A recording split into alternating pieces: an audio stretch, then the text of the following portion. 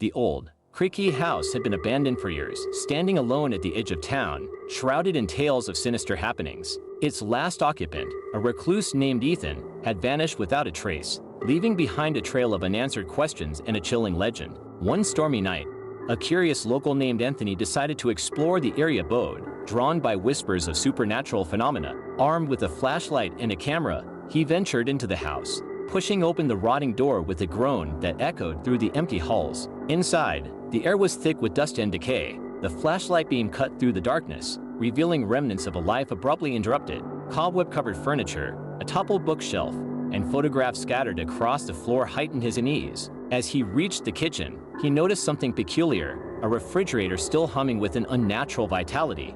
Its door slightly ajar, heart pounding. He approached it, feeling a chilling draft seep from within. He hesitated, then pulled the door open. Inside, amidst the old, rotting food, was a recent photograph of a disheveled man with piercing blue eyes and a haunted expression. The man seemed to be staring directly at Anthony, his gaze filled with an inexplicable mix of sorrow and warning. Anthony recognized the face instantly. It was Ethan, the missing man.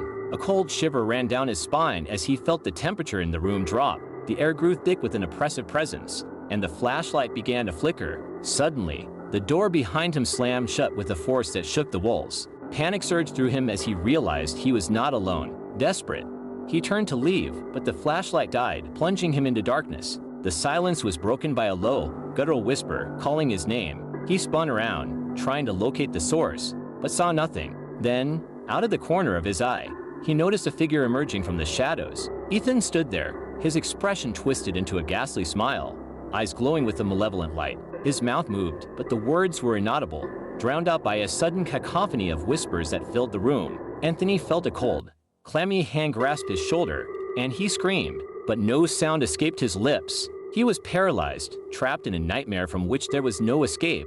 The whispers grew louder, merging into a deafening roar that echoed in his mind. Ethan's face contorted, shifting into a grotesque mask of rage and sorrow. With a final, agonizing cry, Anthony's world went black. The house fell silent once more, reclaiming its secrets, the souls of those who dared disturb it. Outside, the storm raged on, a fitting backdrop to the horrors within.